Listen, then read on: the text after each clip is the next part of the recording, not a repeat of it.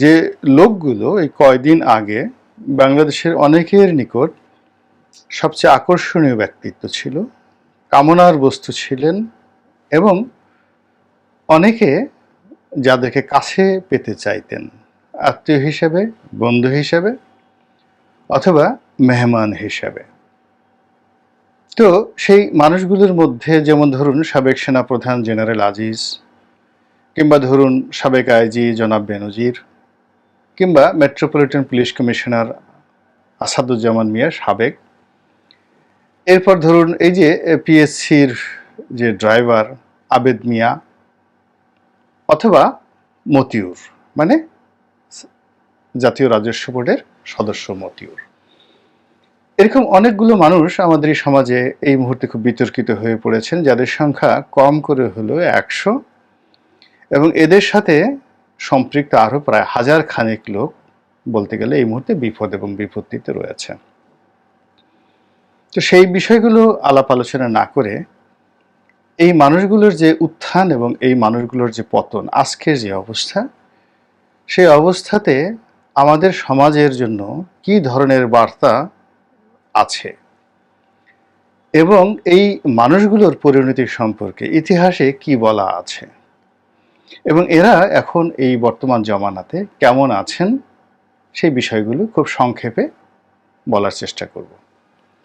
আমাদের এই সমাজটিতে আজ থেকে ধরুন বেশি না 30-40 বছর আগেও মন্দ মানুষদেরকে ঘৃণা করা হতো, যারা ঘুষ খেতেন, দুর্নীতি করতেন, জেনা এবং ব্যভিচারে যারা লিপ্ত ছিলেন, মদ্যপান করতেন, জুয়া খেলতেন, এমনকি উগ্র আচরণ করতেন, ভালো আচরণ করতেন না, এমনকি অশালীন পোশাক পরতেন। আমি 82-83 সনের কথা বলি, এর আগে নয়। যেমন যে সমস্ত লোক একটু লুঙ্গি পরতেন একেবারে মাটির সঙ্গে মিশিয়ে, লম্বা করে লুঙ্গি পরতেন, এমনভাবে লুঙ্গি পরতেন যে পুরুষের সেই লুঙ্গি নারীর মতো একেবারে মাটির সঙ্গে মিশে যেত। তো এই মানুষগুলোকে আমাদের এই সমাজ ভালো চোখে দেখত না।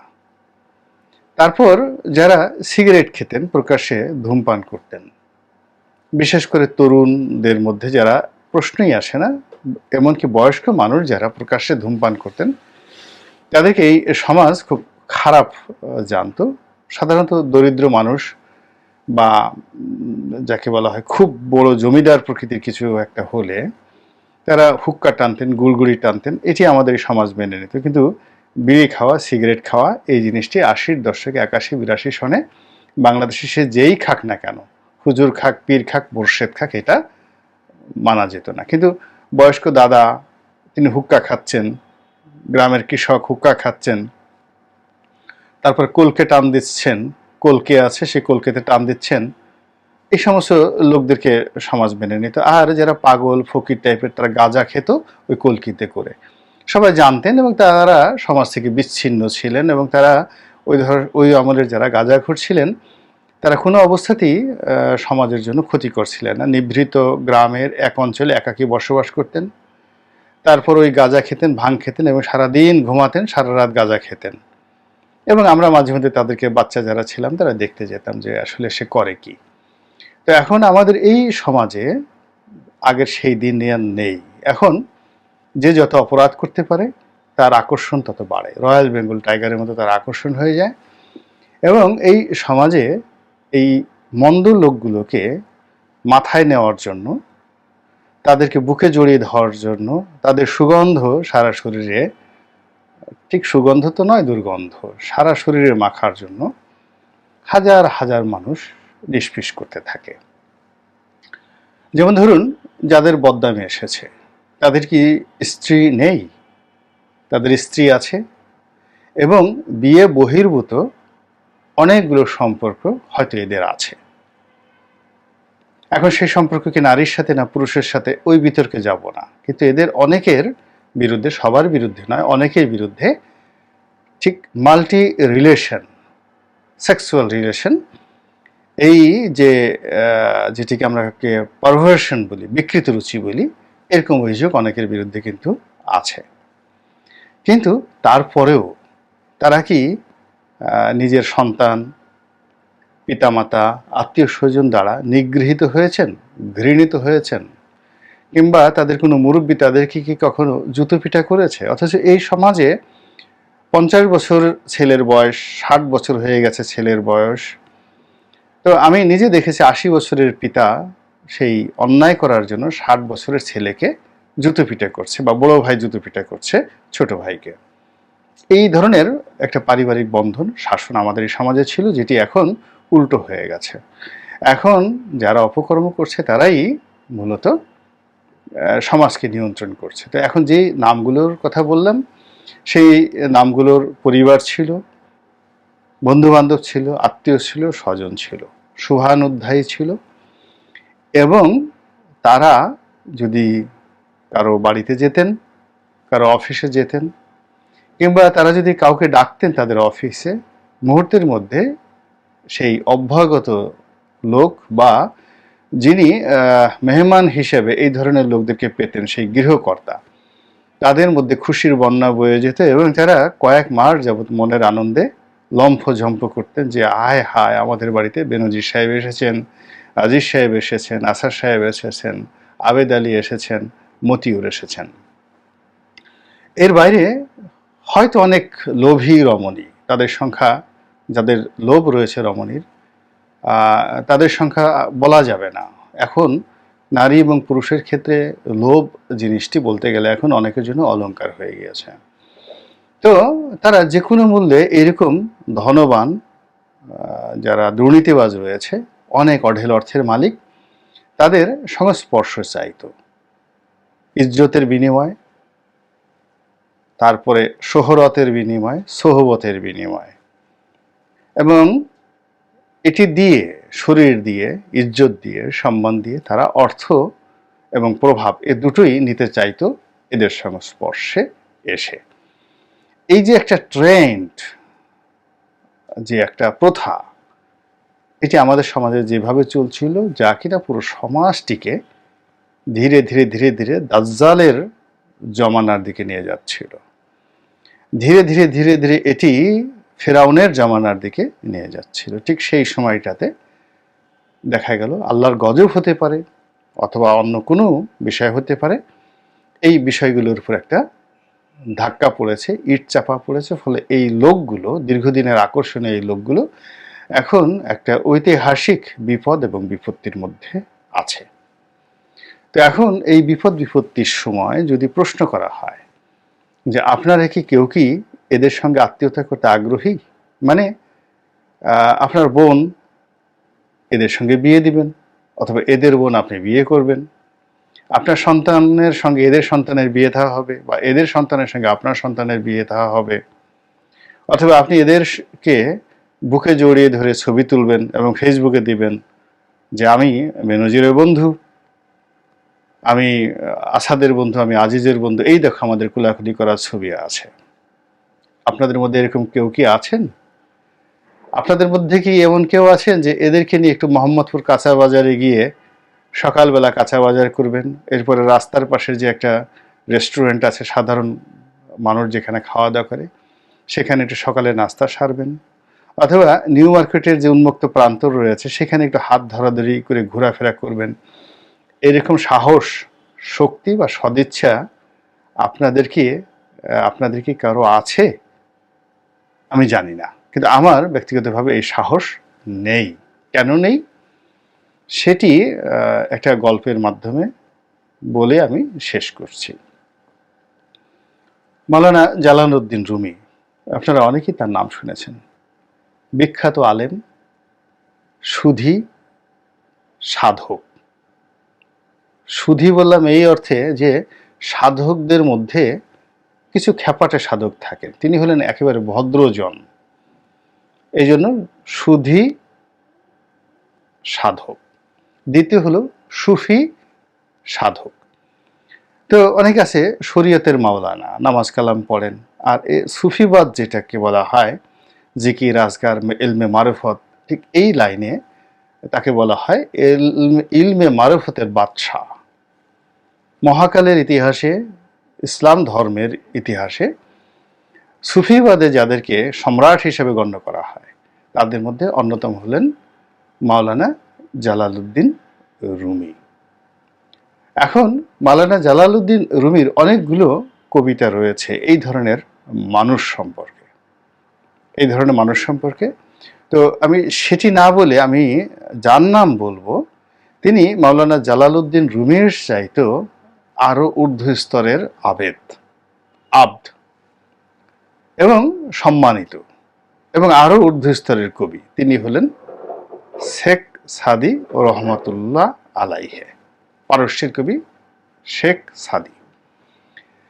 তো তার বিখ্যাত দুটো বই আছে, গুলিস্তান এবং আরেকটা বই আছে। তো সেই গুলিস্তান নামক যে বইটি রয়েছে, সেই বইতে এই কাহিনীটি শেখ সাদি ও গুলিস্তান এবং বোস্তান, এখন বয়স হয়ে গেছে এই কারণে অনেক সময় স্মৃতি আগের মতো থাকে না। আর আমি আসলে কোনো স্ক্রিপ্ট দেখে বলি না, বা এই টকশো করার আগে বা ভিডিও করার আগে আমার কোনো প্রস্তুতি থাকে না। আল্লাহ রাব্বুল আলামিন এই মস্তিষ্কের মধ্যে যা দিয়েছেন, আমি শুধু ক্যামেরা অন করি আর বলে যাই, এবং এটার কোনো এডিটও লাগে না। সামনে পিছনে টান দিয়ে জাস্ট সমান করে দিলে হয়, এক নাগারে আমি এভাবে বলতে থাকি। আল্লাহ আমাকে এই হেকমতটি দান করেছেন। তো গুলিস্তান এবং বোস্তান দুটো বিখ্যাত বই ওনার, এবং এই দুটো বইয়ের মর্যাদা এত উচ্চ পর্যায়ে যে এই দুটো বইকে বলা হয় গুলিস্তান শরীফ, বোস্তান শরীফ। যেমন মসনবী শরীফ জালালউদ্দিন রুমির, শরীফ মানে শ্রেষ্ঠতর, আভিজাত্য রয়েছে যার মধ্যে। তো এই গুলিস্তানে তিনি একটি গল্প বলেছেন। গল্পটা হলো, রাস্তায় যাচ্ছেন কয়েকজন অলি আল্লাহ, একটা রাস্তা পার হচ্ছেন, সরু একটি রাস্তা, পাহাড়ের মধ্য দিয়ে একজন একজন করে যাওয়া সম্ভব। তো 10-12 জনের বা 20-25 জনের এরকম একটি লাইন, একটা গ্রুপ। তো সেখানে সবাই অলি আল্লাহ, যারা আল্লাহর পথে বের হয়েছেন, সফরে বের হয়েছেন এবং পাহাড়ি পথ দিয়ে যাচ্ছেন, এবং একটি সরু পাহাড়ি পথের মধ্যে তিনি তারা যাচ্ছিলেন। এমন সময় যিনি অগ্রভাগে ছিলেন, তিনি ঠিক নাক ছিটকে ফিরে আসলেন। এর কারণ হলো, ওই যে সরু পথের উপর দিয়ে মনুষ্য বিষ্ঠা, দুর্গন্ধ, বিশ্রী, কিড়া পড়া, একদম কিড়া পড়া, সে গিজ গিজ গিজ গিজ করতেছে কিড়া, সেই রকম মনুষ্য বিষ্ঠা ছড়িয়ে আছে। তো ওটা দেখতে এত বিশ্রী, ওটার গন্ধ এত বিশ্রী যে সেই আলেম আর তার সামনে অগ্রসর না হয়ে তিনি পিছনে ফিরে আসলেন নাক ছিটকে। তো সবাই জিজ্ঞেস করলো কি হলো, সবাই মনে করলো হয়তো মারাত্মক কিছু হতে পারে।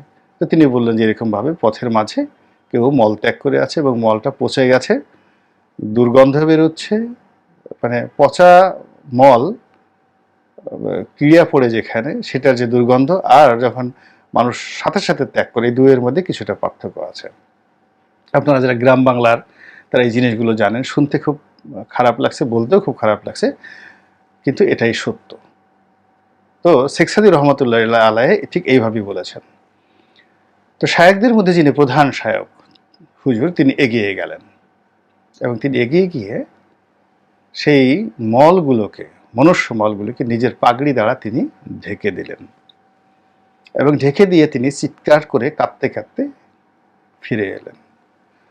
তো সঙ্গী সাথীরা তারা সবাই বেলায়েত আছে, তাদের সবারই মারেফত আছে, কিন্তু হুজুরের যিনি প্রধান শায়ক, তার মারেফতটা তারা বুঝতে পারলো না। তারা জিজ্ঞেস করলো, হুজুর আপনি নিজের পাগড়ি দিয়ে এই মল কেন ঢাকলেন, আর কেন কাঁদলেন বা কাঁদছেন? তখন সেই শায়ক বললেন যে, আমি যখন সেই মলের কাছে যাচ্ছি, তখন মল চিৎকার করে আমাকে বলছিল যে, দেখো এই 1 দিন বা 2 দিন আগে আমি ছিলাম পৃথিবীর মানুষের কাছে সবচেয়ে আকর্ষণীয় একটি বস্তু। তো সেই আকর্ষণীয় বস্তু এবং মানুষের খাবার টেবিলে আমি যে অবস্থায় ছিলাম, আমাকে দেখলে সব মানুষ হুমড়ি খেয়ে পড়তো আমাকে খাওয়ার জন্য, গলদঘরত করার জন্য। সেই আমি মানুষের সংস্পর্শে এসে মাত্র 4-5 ঘন্টা থেকেছি মানুষের পেটের মধ্যে, দেখো আমার হাল কি হয়ে গেছে। এ কথা মানুষ মাওলা আমাকে বলছিল। এটা আধ্যাত্মিক একটা কথা এবং এটা মারেফতের একটা কথা, এই জন্য আমি কাঁদছি। এখন বোঝার চেষ্টা করেন যে মানুষের সোহবত এবং মানুষের সংস্পর্শ কত খারাপ, কত খারাপ হতে পারে যে খারাপ সংস্পর্শের কারণে কারো কারো সংস্পর্শে, কারো কারো সোহবতে এই যে মানুষগুলো যারা আজ সমাজে নিন্দিত এবং ঘৃণিত, তারা তো একসময় এমন ছিলেন না। তারা কেন এমন হলেন, কোন প্রেক্ষাপটে, কার সঙ্গে মিশে, কোন লোভে, কোন লালসায় তারা এই অবস্থাতে পৌঁছে গেলেন, আর তাদের অবস্থা এখন কেমন হয়ে গেছে? তাদের অবস্থা কি এখন ওই মাওলানা জালালউদ্দিন রুমির যে কবিতা, শেখ সাদী রহমতুল্লাহ আলাইয়ের যে গুলিস্তান শরীফে বর্ণিত সেই যে কাহিনী, সেই কাহিনীর সেই যে মনুষ্য বিষ্ঠা, তার সঙ্গে কি আপনি এরকম পচে যাওয়া মানুষদের তুলনা করতে পারেন? না তুলনা করবেন? না কি করবেন? এই জিনিসগুলো আমরা যারা সমাজে আছি, এখনো পর্যন্ত যারা দোলাচলে আছি, হতাশ হয়ে আছি যে মন্দ কাজ করবে কি করব না, এত মানুষ মন্দ কাজ করে এত কিছু করে ফেললো, বাড়ি গাড়ি এত কোনো কিছু, আর আমার তো কিছুই হলো না, তারা এদের পরিণতি দেখুন এবং একবার চিন্তা করুন যে এই পরিণতিতে আপনিও পড়তে পারতেন। আল্লাহ আপনার প্রতি কতটা রহম করেছেন, কতটা দয়া করেছেন। দ্বিতীয়ত, এই যে মানুষগুলো, এই মানুষগুলোর সঙ্গে আপনি কি এখন দহরম মহরম করতে রাজি আছেন কিনা, অথবা এদের কোনো সহায় সম্পত্তি আপনাকে যদি বিনামূল্যে দিয়ে দেওয়া হয়, বেনজির যদি বলে আমি আপনাকে 100 বিঘা জমি দেবো, মতিউর যদি বলে 100 কোটি টাকা দেবো, আপনি কি নেবেন? তাহলে চিন্তা করুন যে যেখানে 1 লাখ টাকার জন্য আপনি অনেক কিছু করতে পারেন, সকাল থেকে রাত পর্যন্ত টানা 1 মাস পরিশ্রম করেও অনেকে 1 লাখ টাকা মাসে ইনকাম করতে পারেন না। তো সেখানে যদি এরা আপনাকে 100 কোটি টাকা এখন দিতে চায়, আপনি পালাবেন, আপনি বলবেন যে ওই টাকা আমার দরকার না। বুঝুন যে অর্থ আপেক্ষিকভাবে কতটা নিকৃষ্ট হয়ে যায়। থার্ডলি হলো আপনি এদের সাথে আত্মীয়তার বন্ধন করে এদেরকে এই মুহূর্তে রক্ষা করতে চান কিনা, এদেরকে জড়িয়ে ধরতে চান কিনা, এদেরকে মাথায় আগের মতো নিতে চান কিনা, এদেরকে আপনার পাগড়ির উপরে বসাতে চান কিনা। তাই যদি না হয় তাহলে দোয়া করুন আমার জন্য আর আপনার নিজের জন্য, আমাদের সকলের জন্য। আল্লাহ যেন আমাদেরকে হেদায়েতের উপর প্রতিষ্ঠিত রাখেন। আসসালামু আলাইকুম রহমতুল্লাহি ওয়া বারাকাতুহু।